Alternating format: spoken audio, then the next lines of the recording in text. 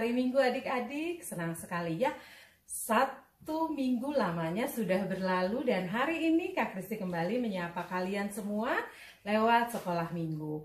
Walaupun hanya bertemu secara online, tetapi biarlah kita tetap memuji Tuhan dengan sukacita, hati dan pikiran kita hanya tertuju kepada Tuhan.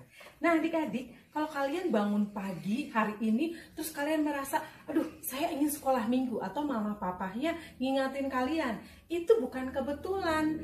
Ada suara Tuhan lewat Roh Kudus yang menggerakkan hati kita, memanggil kita. Untuk itu kita akan bersama-sama memuji Tuhan ya, lewat sebuah lagu yang mengingatkan kita bagaimana Tuhan memanggil kita semua untuk datang kepadanya, dan kita akan beribadah bersama-sama pada hari ini. Ayo adik-adik, kita akan bernyanyi bersama lagu Dengar Dia Panggil Nama Saya.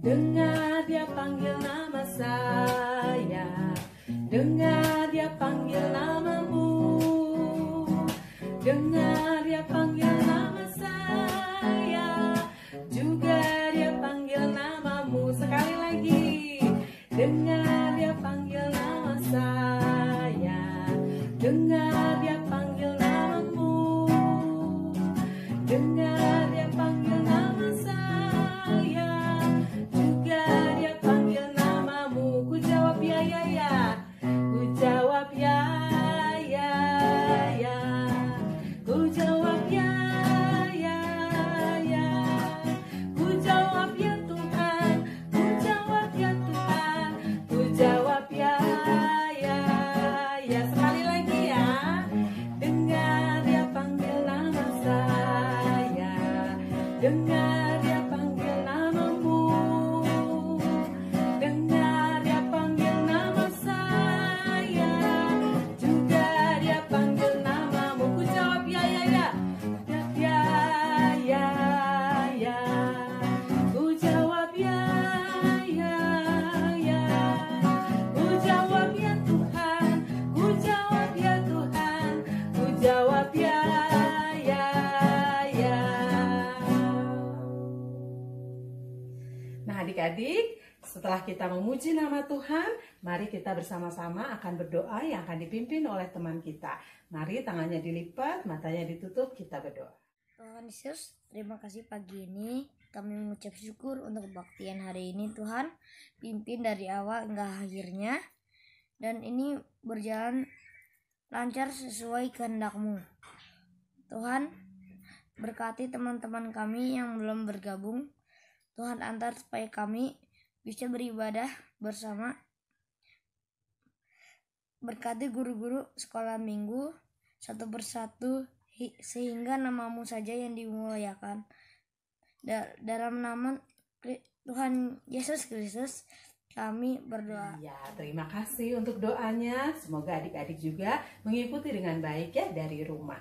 Nah, lagu kedua itu kita mengingatkan dengan kasih Tuhan yang karena gak pernah berhenti di setiap musim. Mau di saat kita lagi seneng, di saat kita lagi susah, Tuhan selalu ada bersama dengan kita. Itu karena Dia sangat mengasihi kita ya. Nah, kita bersama-sama akan bernyanyi lagu Kasihnya Seperti Sungai ya. Mari adik-adik bersama-sama kita memuji Tuhan dengan hati yang gembira, memuji dan memuliakan nama Tuhan.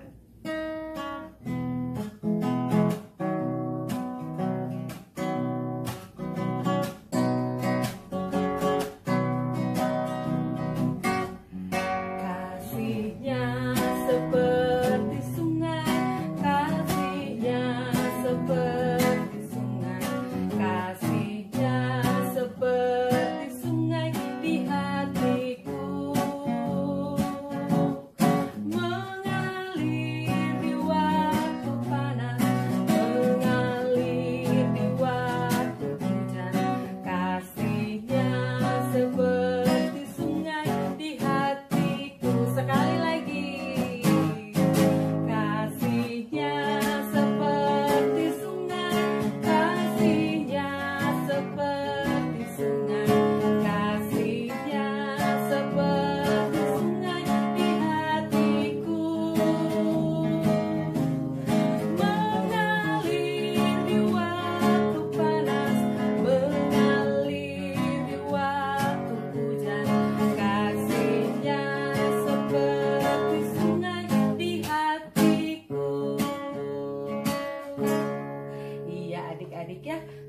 kasih Tuhan itu tidak pernah berhenti. Jadi kalau kalian merasa sedih, merasa susah, merasa kesulitan ketika sedang belajar, datang kepada Tuhan di dalam doa-doa kalian.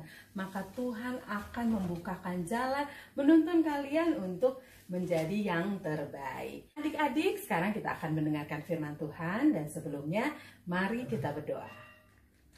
Teman-teman, mari kita berdoa. Selamat pagi Tuhan Yesus.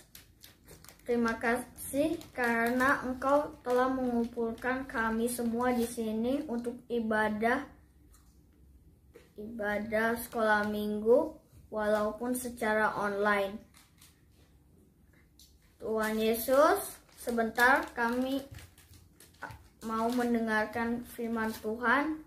Tolong pimpin kami dari awal sampai akhir dan tolong buka telinga, pikiran, dan hati kami supaya kami dapat menerima firman Tuhan dengan baik dan melaksanakannya dalam kehidupan kami sehari-hari. Terima kasih Tuhan. Dalam nama Tuhan Yesus kami berdoa dan mengucap syukur. Amin. Selamat pagi adik-adik. Aduh, seminggu sudah berlalu ya, kita ketemu kembali pada hari ini. Kakak harap semua sehat ya, dan bisa ikut ibadah sekolah minggu hari ini. Aduh, hari ini kita akan belajar firman Tuhan yang diambil dari Lukas 22 ayat 7 sampai 23. Tentang perjamuan malam. Perjamuan itu apa sih? Biasanya orang-orang kalau akan mengadakan acara besar itu mengadakan perjamuan. Dan perjamuan itu pasti berhubungan dengan makanan ya. Makanan yang lezat-lezat tentunya. Berbagai macam jenis makanan tersedia. Seperti waktu baru-baru ini kan bagi teman-teman kita yang Chinese, mereka mengadakan perjamuan karena menyambut tahun baru Imlek. Biasanya sekeluarga makannya yang enak-enak tentunya ya, yang lezat-lezat tentunya. Ada daging dan sebagainya. Enak ya, sama keluarga makan bersama. Ya, begitu juga Tuhan Yesus akan mengadakan perjamuan malam dalam rangka merayakan Paskah. Paskah pada saat itu ya, pada saat Yesus masih bersama dengan murid-muridnya adalah mengenang keluarnya bangsa Israel dari tanah Mesir. Kalian pernah dengarkan ceritanya? Ketika Israel keluar dari tanah Mesir, mereka dibantu oleh siapa? Iya, dibantu oleh Allah Bapa. Jadi untuk itu mereka merayakan setelah tahun yang dulu-dulunya itu bangsa Israel keluar dari Mesir, sekarang saatnya bangsa Israel mengenang betapa besarnya kuasa Allah ketika mengeluarkan bangsa Israel dari tanah Mesir. Nah, jadi setiap tahun bangsa Israel mengadakan perjamuan Paskah.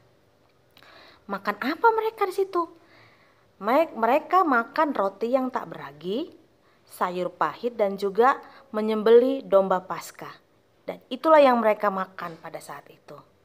Nah, saat itu Tuhan Yesus akan merayakan Paskah bersama dengan murid-muridnya.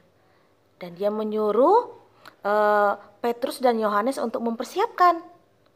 Petrus dan Yohanes bingung ya. Waduh, dituruh Tuhan Yesus menyiapkan makanan, menyiapkan tempat. Kita kan baru aja sampai di tempat ini, di kota ini, kan kita nggak tahu di mana mau cari ya.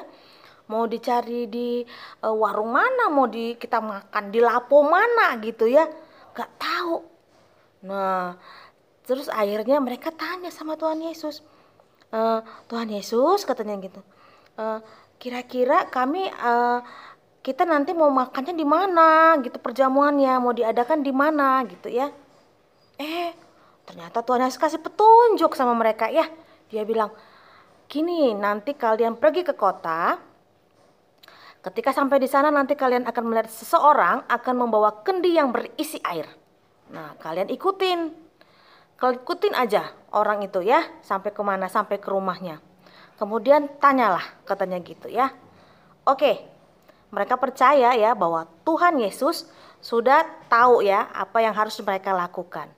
Akhirnya mereka pergi ke kota ya sama si Petrus dan Yohanes. Dan mereka benar, setelah tiba di situ mereka lihat, wah, ada orang yang membawa kendi air ya ternyata. Wah, bener, ini nih orangnya nih ya.